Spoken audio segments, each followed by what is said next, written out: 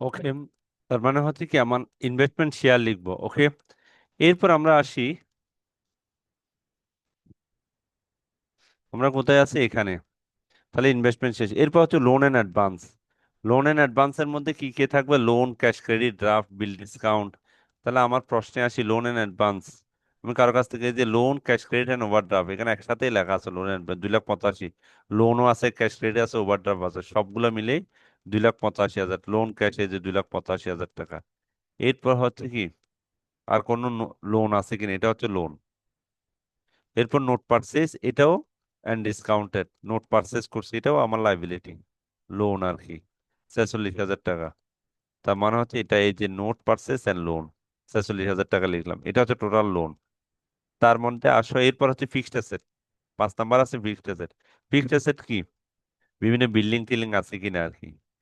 যেমন বিল্ডিং আছে, fixed asset 50,000 টাকা ফিক্সড অ্যাসেট একটা পাইছি, এটা হচ্ছে বিল্ডিং। এরপর আর কোনো কিছু আছে কিনা বিল্ডিং, বিল্ডিং বাদে, বিল্ডিং বাদে আর কিছু দেখতেছি না। ওকে, তার মানে বিল্ডিং হচ্ছে 50,000 টাকা আছে। ওকে, এখানে লিখবা হচ্ছে প্রিমিসেস দিছে, আর তুমি ফিক্সড অ্যাসেট লিখবা। দরকার নেই, এখানে তুমি একটা ফরম্যাটে যেভাবে শিখতেছো ওখানে ফিক্সড অ্যাসেট, ফিক্সড অ্যাসেট, এটাতে লিখবে ফিক্সড অ্যাসেট। তার মানে হচ্ছে বিল্ডিং আছে 50,000 টাকা। এরপর এই বিল্ডিং লিখলেই কি লিখতে হবে? ওই যে ডেপ্রিসিয়েশনটা, যেটা ডেপ্রিসিয়েশন ছিল 5%, 2,000 টাকাটা আমরা জানি বিল্ডিং থেকে ডেপ্রিসিয়েশনটা বাদ দিবে, অ্যাকুমুলেটেড ডেপ্রিসিয়েশন বাদ দিছে, 2,000 টাকা বাদ দিছে, 48,000 টাকা। ওকে, এরপর আমার ফিক্সড অ্যাসেট আর আছে কিনা। আরেকটা জিনিস হবে এইখানে ওই যে, কারণ কি আমরা জানি যেগুলো এখানে যেগুলো যেগুলো আছে সবগুলো দুইবার ততোধিক বসবে, মিনিমাম দুইবার বসবে। একবার ইনকাম স্টেটমেন্টে বসলে একবার ব্যালেন্স শিটে বসবে। তাহলে provision for bad interest accrued on investment, এই যে ইনভেস্টমেন্টের উপর ইন্টারেস্ট বকেয়া রয়ে গেছে 8,000 টাকা, এটাও হবে। কারণ এটা অ্যাসেটের উপর হবে, ইনভেস্টমেন্টের উপর 8,000 টাকা বকেয়া রয়ে গেছে, তার মানে হচ্ছে কি এটা এখানে হবে, ইন্টারেস্ট অন ইনভেস্টমেন্ট 8,000 টাকা এখানে আসবে এটা। ওকে, বকেয়া রয়ে স্যার, ইন- ইনভেস্ট বসানো হয়েছে, ওইটার সাথে কি বসানো যাবে না এটা? কোথায়, কোনটা? এর আগে ইনভেস্টমেন্ট বসানো হয়েছে না, ইনভেস্টমেন্টের অ্যামাউন্ট। ইনভেস্টমেন্টের অ্যামাউন্ট কোথায়? এই যে বিল্ডিং ইনভেস্টমেন্ট, অ্যাসেটের ইনভেস্টমেন্ট আসে না এখনো? এই যে ইনভেস্টমেন্ট আসছে, ইনভেস্টমেন্ট, ইনভেস্টমেন্ট হচ্ছে তো এটা। মানে ওইটার সাথে মাইনাস হবে না, মানে আলাদা করে হচ্ছে যে আবার। এটাও দিতে পারো, তোমার প্রশ্নটা ঠিক আছে। এখানেও তুমি ইন্টারেস্ট ইনভেস্টমেন্টটা এটা এখানেও দিতে পারো, এটা এখানে দিতে হবে এরকম না, ইনভেস্টমেন্টে দিতে পারো এটা। এটা ভালো কোয়েশ্চেন। ওকে, এরপর হচ্ছে কি আরেকটা যে আর কোনো অ্যাসেট আছে কিনা দেখি, fixed deposit asset, investment in share, stock of stationery. তোমার স্টেশনারি কোনো যদি স্টক থেকে যায়, তাহলে এটাও স্টক মানে কি তোমার, স্টক মানে হচ্ছে যে জিনিসটা হাতে রয়ে গেছে আর কি, এটা হচ্ছে তোমার অ্যাসেট, মানে এটা অ্যাসেট হিসেবে ট্রিট হয়। যে জিনিসটা তোমার হাতে রয়ে গেছে, স্টক মানে হচ্ছে হাতে রয়ে যাওয়া, 8,500 টাকা। তার মানে এটাও ওই যে ফিক্সড অ্যাসেটের মানে অ্যাসেটের মধ্যে হবে আর কি, স্টক অফ স্টেশনারি। ওকে, তার মানে হচ্ছে এখানে আমি কৃষি কৃষি লিখলাম, ফিক্সড অ্যাসেট লিখলাম। ওকে, এটা আদার অ্যাসেটও লিখতে পারো, মানে স্টক অফ, এটা আদার স্টক অফ স্টেশনারি, এটা আদার অ্যাসেটও লিখতে পারো। এটা না লিখে এটা আদার অ্যাসেটও লিখতে পারো, মানে এটা আদার অ্যাসেট, স্টক অফ স্টেশনারি আদার অ্যাসেটে লিখতে পারো। তার মানে হচ্ছে নন ব্যাংকিং অ্যাসেট যদি থাকে তাহলে ওটা লিখবা। এরপর হচ্ছে total asset, non banking asset এখানে নাই, এই যে জিরো, তাহলে টোটাল অ্যাসেট লিখছি, শেষ, আমার টোটাল অ্যাসেট লেখা শেষ। এরপর ফর্মুলাতে আসবে লাইবিলিটি। লাইবিলিটি মনে রাখার উপায় হচ্ছে বিডিএস। বিডিএস মানে কি? বিডিএস, বিডিএস মানে হচ্ছে boring from other, BDS, boring from other bank. তার লাইবিলিটি আছে, বোরিং ফ্রম আদার ব্যাংক আছে কিনা, বোরিং ফ্রম আদার ব্যাংক আছে কিনা, আমি একটু দেখি বোরিং ফ্রম আদার ব্যাংক আছে।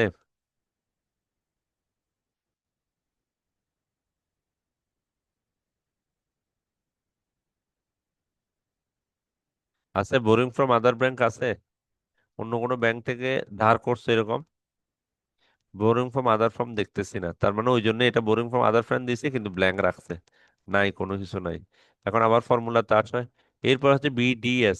এরপর ডি মানে হচ্ছে কোনটা, ডিপোজিট অ্যান্ড আদার্স। ডিপোজিট মানে কি, ফিক্সড ডিপোজিট, কারেন্ট ডিপোজিট, তারপর হচ্ছে কি সেভিংস ডিপোজিট। এরকম ডিপোজিট কি কি আছে, তাহলে ডিপোজিট গুলো দেখি। ফিক্সড ডিপোজিট এগুলো প্রায় সময় থাকবে। এই যে কারেন্ট ডিপোজিট আছে, ডিপোজিট, ফিক্সড ডিপোজিট আছে, সেভিং ডিপোজিট আছে, রিকারেন্ট, মানে ডিপোজিট নাম দিয়ে যা আসে সবগুলো এখানে বসবে। এই চারটা এখানে বসবে, 1 লাখ, 1 লাখ 25, 50,000, 20,000। তার মানে এখানে আসো, এই যে চারটা এখানে বসে, ডিপোজিট এন্ড আদার অ্যাকাউন্ট এখানে বসে গেছে। ডিপোজিট, তাহলে ডিপোজিটের কাজ শেষ। তাহলে বিডিএস, এস এস মানে হচ্ছে share holder equity. Share holder equity নাম দিব আমরা এস, এখানে নাম দেবো শেয়ার হোল্ডার ইকুইটি। এই যেটা share holder equity, share holder ইকুইটিতে কি কি আছে, paid of capital, statutory reserve, retained earning balance. তার মানে হচ্ছে পেড অফ ক্যাপিটাল আছে এখানে আমার, এই যে পেড অফ ক্যাপিটাল আছে 5 লাখ টাকা। তার মানে এটা লিখছে পেড অফ ক্যাপিটাল 5 লাখ টাকা লিখছে। এরপর হচ্ছে রিজার্ভ ফান্ড, এই যে রিজার্ভ ফান্ড, তাহলে পেড অফ ক্যাপিটাল লিখছি, রিজার্ভ ফান্ড কত, 2,50,000।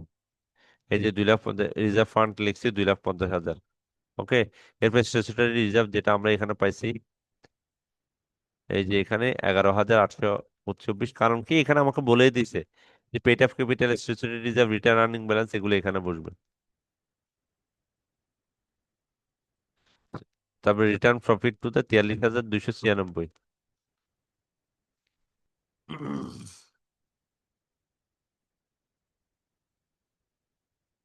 এই যে এটা, ওকে, এটা হচ্ছে ব্যালেন্সটা।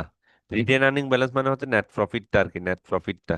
আমরা জানি এটা কোথায়, আমরা তখনও ফিনান্সিয়াল স্টেটমেন্ট করার সময়ও নেট প্রফিটটা আমরা লাইবিলিটির ওখানে বসাতাম।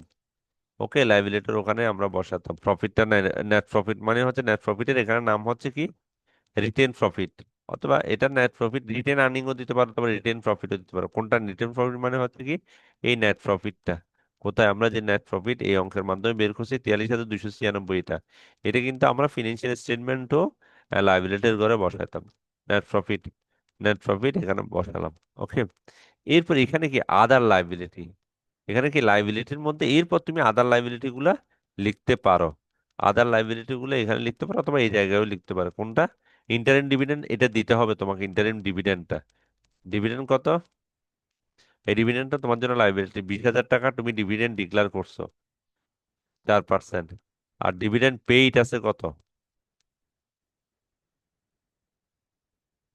এখানে একটা অপশন ছিল ডিভিডেন্ড পেইড, এই যে ইন্টারিম ডিভিডেন্ড পেইড, এই অংশটা, এটা কি ইন্টারিম ডিভিডেন্ড পেইড, এই যে এটা ইন্টারিম ডিভিডেন্ড পেইড কত, 17,000 টাকা অলরেডি দিয়ে দিছো, কিন্তু তোমার ডিভিডেন্ড আছে কত, 20,000 টাকা। তোমার ডিভিডেন্ড আসছে কত, 20,000 টাকা। এই যে 4%, এই যে ডিভিডেন্ড পেইড, 4%, ডিভিডেন্ড পেইড কত, এই যে ডিভিডেন্ড পেইড আসছে 20,000 টাকা। এখন তুমি তো অলরেডি 17,000 টাকা দিয়ে দিছো, তার মানে আরো 3,000 টাকা তোমার লাইবিলিটি রয়ে গেছে। এটা হচ্ছে আদার লাইবিলিটিতে হবে। ওই যে আরো 3,000 টাকা আদার লাইবিলিটি হইলো। প্রভিশন ফর ব্যাড ডেট হবে, কারণ এটা একবার বসে প্রভিশন। আনএক্সপায়ার্ড ডিসকাউন্ট এটা একবার বসে, আরেকবার বসে, মানে এইখানে যে ইয়াগুলো আছে, যদি ব্যালেন্স শিট এবং ইনকাম স্টেটমেন্ট বলে দুইবার একসাথে বলে, তাহলে এগুলো অবশ্যই দুইবার ততোধিক বসবে। সোজা কথা, ম্যাক্সিমাম ক্ষেত্রে দুইবার বসে। তার মানে এগুলো আমরা যেগুলো বসে না, এগুলো আদার লাইবিলিটিতে বসালাম। আমরা তো জানি যে অ্যাসেট সাইড, টোটাল অ্যাসেট এবং টোটাল লাইবিলিটি সাইড যদি ঠিক থাকে তাহলে মিলে যাবে। ওকে। কে কে বাসায় অঙ্কগুলো করছো, এলি করছো, রনক করছো বাসায়? জি স্যার। একটু সোজা লাগতেছে না অঙ্কগুলা এখন জি। আজকে? এটা কিছুই না, এই অঙ্কটাই আসবে হুবহু, এরকম অঙ্কটাই হুবহু আসবে। এটার সবচেয়ে বড় বেনিফিট হচ্ছে এই অঙ্কটা এখানে কোনো কিছুই চেঞ্জ করবে না তোমার। হুবহু এরকম 3-4টা অঙ্ক করে যাবা, তুমি হুবহু একটা অঙ্ক করবা একদম। কিছু না কিছু ভালোই নাম্বার পাবা, 7-8 সবাই পাবা এটাতে, যদি এই অঙ্কটা টাচ করো সবাই। শুধু স্ট্রাকচারটা মুখস্থ করে স্ট্রাকচার অনুসারে জাস্ট লিখে দিবা, প্লাস মাইনাস করে দিবা।